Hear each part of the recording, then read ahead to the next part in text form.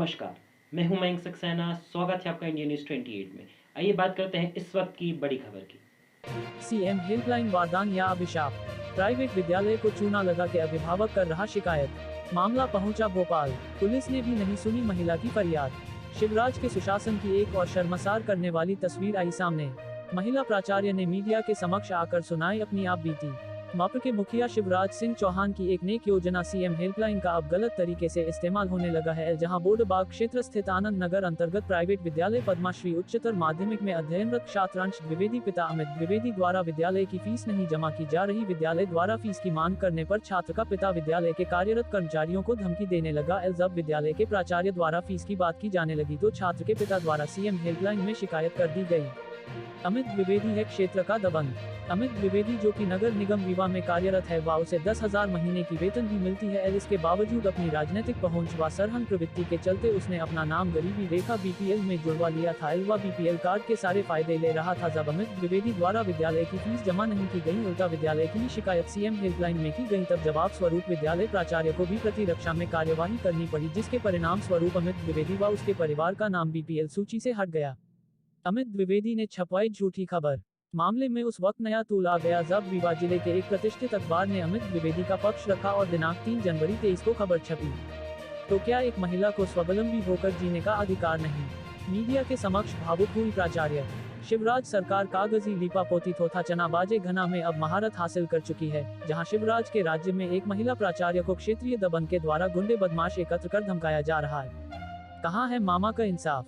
क्या बेटी है तो कल है। बेटी पढ़ाओ बेटी बचाओ, लाडली लक्ष्मी, उज्ज्वला, गांव की बेटी, ये सारी योजनाएं दिखावा मात्र है। बेटी पढ़ेगी तो कैसे बढ़ेगी जब समाज में ऐसे गुंडे दबंग और धूर्त लोग रहेंगे जो कि महिला प्राचार्य की रोजी रोटी में भी संकट पैदा कर रहे हैं।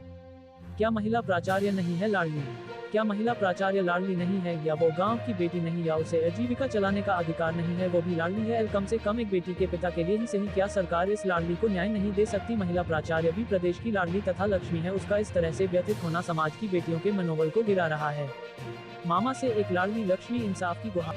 आज आनंद नगर स्थित पद्मश्री विद्यालय के पास खड़े हैं, जहां एक महिला प्राचार्य द्वारा अपने साथ हो रहे अन्याय की शिवराज सरकार से गुहार लगाई है। शिवराज सरकार की सारी योजनाएं विफल होती दिख रही हैं। कहीं लाडली लक्ष्मी योजना, कहीं गांव की बेटी योजना, कहीं बेटी पढ़ाओ बेटी बचाओ, ये सारे स्लोगन बेकार होते दिख रहे हैं। सारी चीज़ें कागज़ों में सिमट कर रह गई हैं।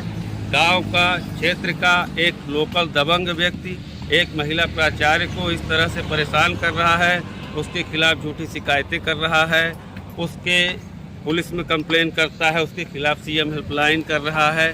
प्रशासन बोल रहा है कि स्कूल की बातें स्कूल में ही निपटा ली जाए।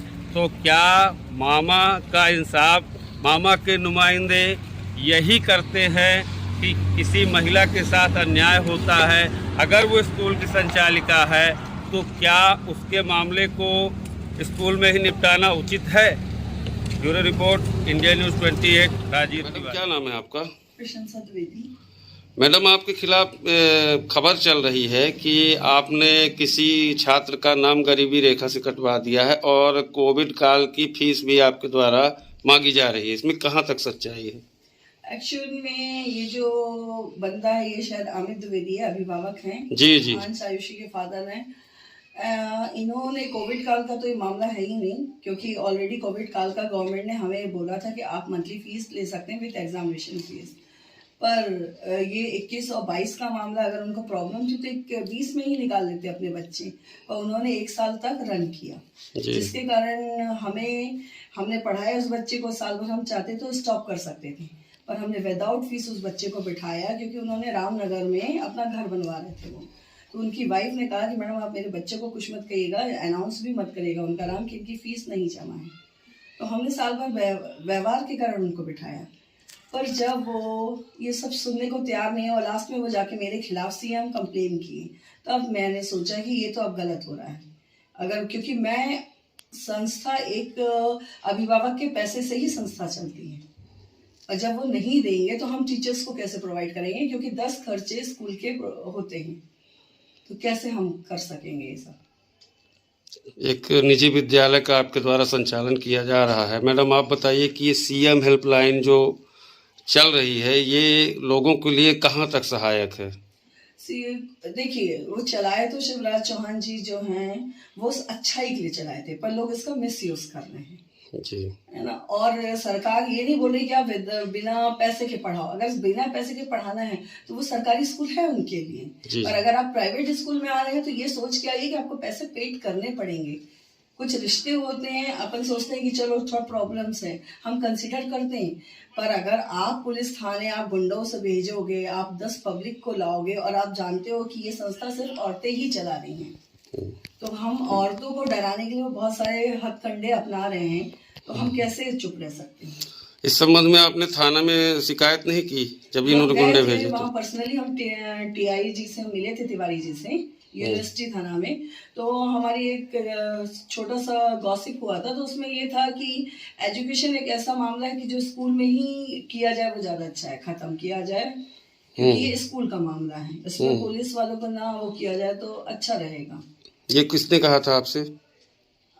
ऐसी गॉसिप हुई थी, थोड़े परिचित थे। अब तो नाम मैं उनका नहीं लेना चाहूंगी।